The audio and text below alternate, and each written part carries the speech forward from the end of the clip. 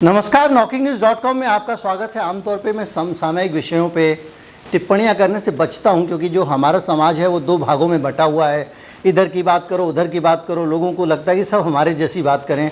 सबको ठकुर सुहाती चाहिए, अपने मन की चाहिए। सच कोई सुनना नहीं चाहता, और कड़वा सच तो बिल्कुल हजम नहीं होता है। कोई भी सच सुनना नहीं चाहता, सच सबको सुनना है, लेकिन वो वाला सच सुनना है जो उनको खुद को पसंद है, जो उनकी अपनी चॉइस का सच है। दूसरों की पसंद का चॉइस का सच किसी को नहीं सुनना है।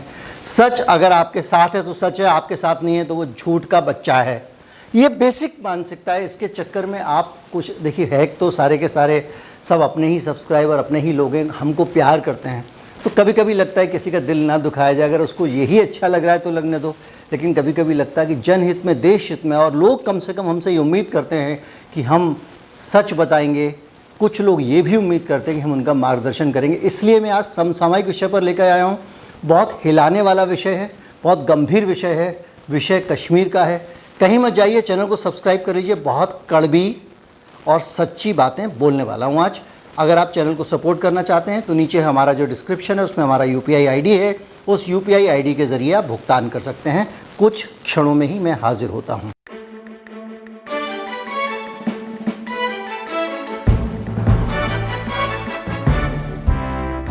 जम्मू कश्मीर में 5 लोगों की हत्या हो गई है, और जिन लोगों की हत्या हुई है उसमें से 3 लोगों की हत्या तो 2 ही घंटे के अंतर में हो गई है। और ये 5 लोग सिविलियन थे। ये कश्मीर के इतिहास में बड़े लंबे समय के बाद, जब बहुत ज़्यादा इंसर्जेंसी थी, तब भी वहाँ पे सिविलियंस की हत्या नहीं होती थी, सिविलियंस को नहीं मारा जाता था। आम नागरिक सुरक्षित थे। जो हमला करते थे आतंकवादी सुरक्षा बलों पे करते थे।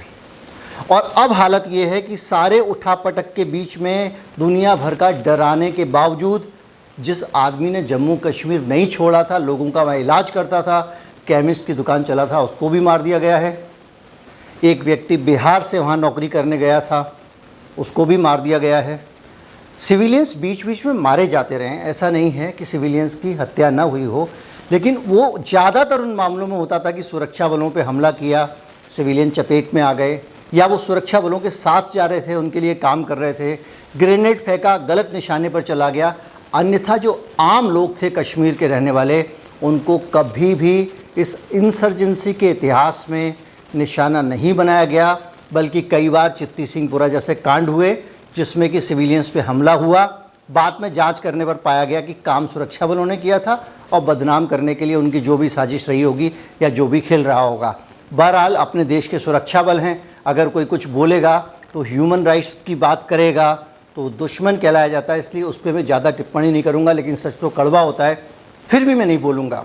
अब बड़ा सवाल इस बात का है इस देश में कि हम सुरक्षा बलों का मनोबल तो गिराना नहीं चाहते, नहीं गिराना चाहिए, लेकिन एक बात बताइए कि ऐसा अचानक कश्मीर में क्या हो गया कि अब सिविलियंस मारे जाने लग गए हैं, आम नागरिकों पे आतंकवादी हमले हो रहे हैं। इस पूरे के पूरी चीज़ का आपको पड़ताल करनी चाहिए। आपको ये भी पता लगाना चाहिए कि सिविलियंस पे हमला करने का क्या किसी आतंकवादी गुट ने इस बीच में कोई ऐलान किया, किसी आतंकवादी गुट से कोई कॉल आई। अब उससे भी बड़ी बात ये है कि सिविलियंस मारे जा रहे हैं। कश्मीर के हालात इतने ज़्यादा बिगड़ चुके हैं जिसमें कि आम नागरिक सुरक्षित नहीं है। आप याद कीजिए, यही कश्मीर था 2014 से पहले हमारे आपके बीच के लोग, हमारे आपके दोस्त, हमारे आपके फेसबुक फ्रेंड कश्मीर घूमने जाते थे और वहाँ से सेल्फियाँ डालते थे। डल झील में शिकारे चलने लगे थे।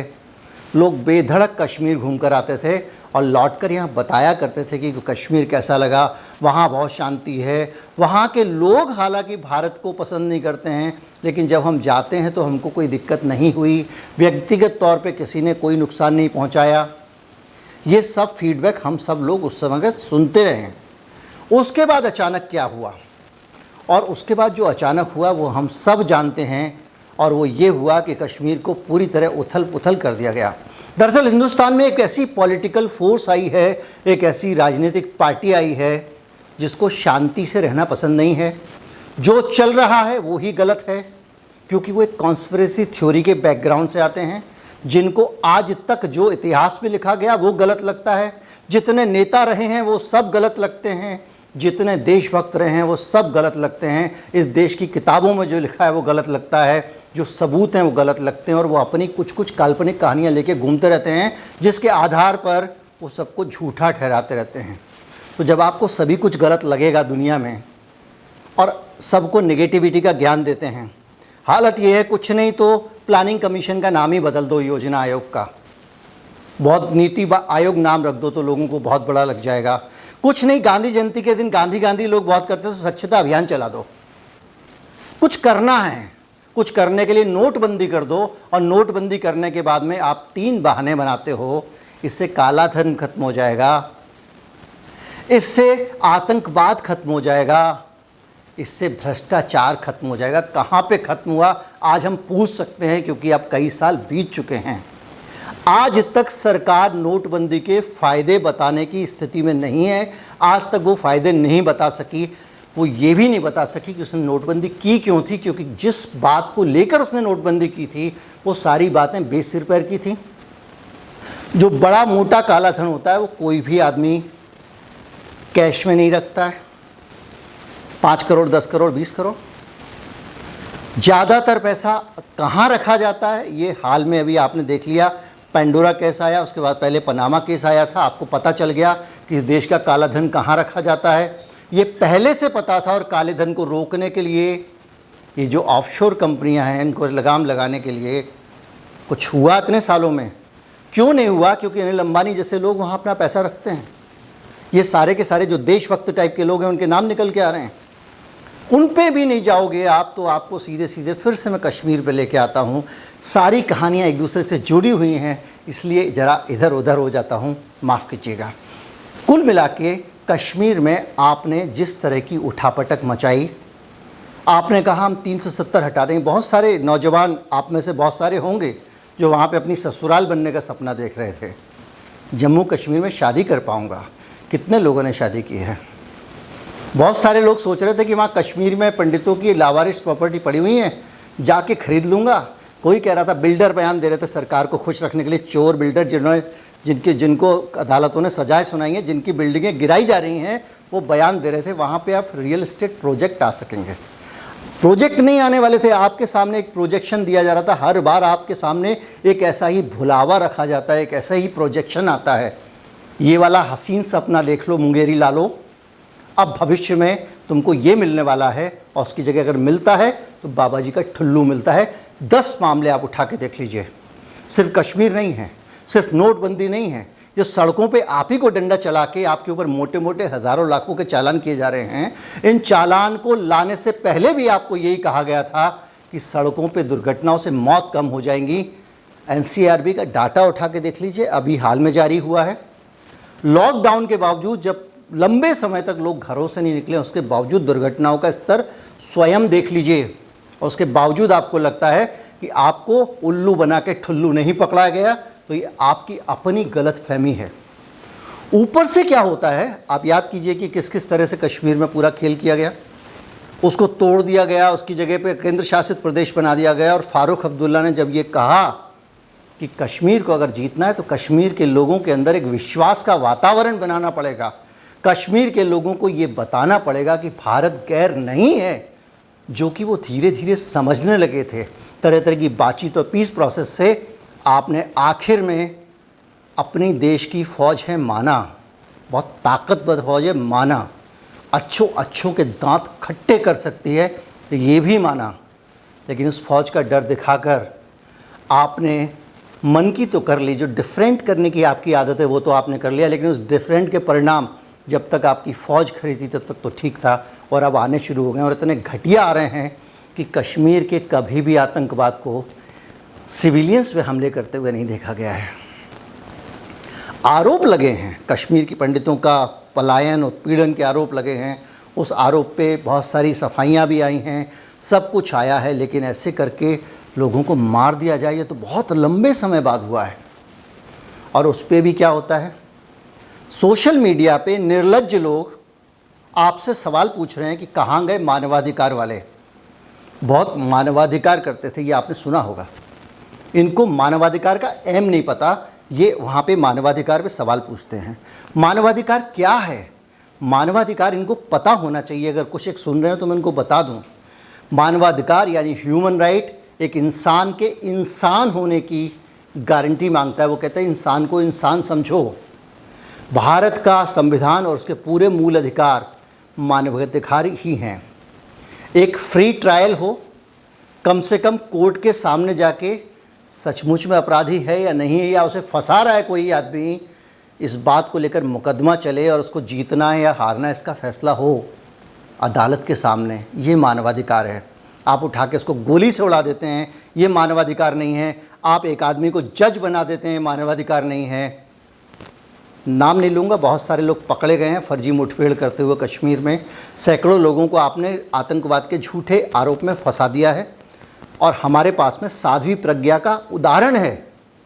साध्वी प्रज्ञा का उदाहरण ख़ास तौर पे इसलिए दे रहा हूँ क्योंकि वो इन सब की विचारधारा को सूट करती है। अगर साध्वी प्रज्ञा को अगर कह रहा हूँ, अगर झूठे आरोप में फंसाया गया, आतंकवाद के फर्जी आरोप लगाए गए और वो गलत था, तो ये गलत है तो सब के लिए गलत है और सब पे लागू होना चाहिए। इसके लिए थोड़ा बुद्धि और विवेक होना चाहिए। जब आप मानवाधिकार वालों से जवाब मांगते हैं तो ये जान लीजिए कि जो मानवाधिकार की रक्षा करनी होती है वो सरकार से करनी होती है, आतंकवादियों से नहीं करनी होती है, गुंडों से नहीं करनी होती है। वो तो मानवाधिकार का हनन कर ही रहे होते हैं, उसके लिए तो कानून है, व्यवस्था है, सिस्टम है। लेकिन जब सिस्टम, स्टेट टेररिज्म शब्द एक इस्तेमाल होता है, जब सिस्टम मानवाधिकार का उल्लंघन करे तो आवाज़ उठाने का बनता है। यही आवाज़ उठाने की मांग की जा रही है और उसको आप यहाँ पे आके मानवाधिकार को बदनाम करने के लिए गुंडा राज लाना चाहते हैं क्या? सोशल मीडिया पे पूछ रहे हैं मानवाधिकार वाले जवाब दें। कितनी बातें बोलूँ, कितनी बातें कहूँ, तकलीफ़ होती है, गुस्सा आता है, क्योंकि कश्मीर स्वर्ग था, स्वर्ग वाली स्थिति में आ चुका था। भारत के लोगों में विश्वास बढ़ गया था, कश्मीर के लोगों को अपना काम धंधा अच्छा लगने लगा था। उनको लगता था ये लोग आते हैं, हम लोग भी कश्मीर जाते हैं, उनके बच्चे यहाँ पढ़ा करते थे और हमारा एक माहौल बना रहता है, दाल रोटी चलती रहती है। अच्छा है, इन पॉलिटिक्स की बातों में क्या रखा है, कौन रिप हुए हमें का हानि। सरकार कश्मीर की इंडिपेंडेंट हो या भारत के अधीन हो, उनको क्या फ़र्क पड़ता है, ये सोच वहाँ के लोगों में आई थी। लेकिन अब वो फिर कहने लगे हैं, क्या कहने लगे मैं नहीं बताऊंगा, वहाँ के नेता ज़्यादा बता रहे हैं। कश्मीर के वो नेता जो भारत के संविधान में यकीन रखते हैं और भारत के संविधान के आधार पर भारत के चुनाव आयोग के ज़रिए वहाँ पर चुनाव लड़ते हैं और जिनके साथ में आप गठबंधन करके सरकारें बनाते हैं, वो नेता ये सारी बातें बता रहे हैं। आज कश्मीर का सत्यानाश कर दिया गया है, कश्मीर को भारत से दूर कर दिया गया है। भले ही आप कुछ कानून बदल चुके हों, भले ही आप कुछ कर चुके हों, उन कानूनों को बदलने का सिर्फ एक प्रतीकात्मक महत्व था। कश्मीर के लोगों, कश्मीर में बाकी भारत के लोगों को नौकरी मिलेगी, ना पहले करते थे ना अब करते हैं। संपत्तियां खरीद सकेंगे। आज तक कश्मीर में सिर्फ 2 संपत्तियां बिकी हैं जब से आप ये 370 लेके आए हैं। उन संपत्तियों का भी रिकॉर्ड लगा लीजिए, वरना बहुत लंबा हो जाएगा, पता कर लीजिए कौन से बिकी हैं।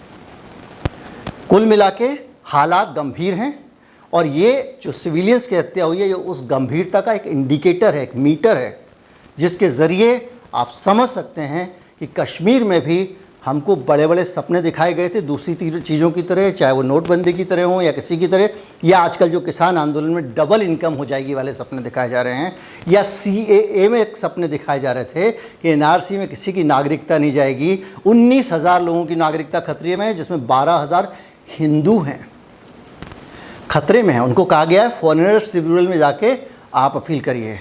ये है भ्रम का मायाजाल जिसमें हम सब जीते हैं और आज एक और भ्रम टूटा है, इसलिए ये वीडियो इस एग्रेशन के साथ आया है। उम्मीद करता हूँ कि आपके विचार कुछ प्रखर हुए होंगे, आपको भी सच कुछ कड़वा लगा होगा। मुझे मालूम है कुछ लोग कहेंगे कि सिविलियंस पे पहले हमले हुए हैं। कश्मीरी पंडितों का एक उदाहरण गिनाते रहते हैं, लेकिन कश्मीरी पंडितों को लेकर लंबे समय से वहाँ पे हुर्रियत से लेके बहुत सारे लोग बयान दे चुके हैं कि वो कश्मीरी पंडितों को वापस कश्मीर में चाहते हैं। वो बयान दे चुके हैं कि वो कश्मीरी पंडितों के कभी खिलाफ़ नहीं रहे। वो बयान दे चुके हैं कि वो कभी नहीं चाहते थे कश्मीरी पंडित जाएं। वो बता चुके हैं कि उनके हिसाब से कहानी कश्मीरी पंडितों के जाने की क्या है। अगर उनकी बातें झूठी हैं तो हम इनकी बातों को भी पूरी तरह सच्चा नहीं मान सकते हैं। हमको दोनों की बातों को सुनना पड़ेगा, जो तार्किक लगेंगे उनको मानना पड़ेगा। उम्मीद करता हूँ वीडियो अच्छा लगा होगा। बहुत लंबा हो रहा है इसलिए इसको जल्दी ख़त्म करता हूँ।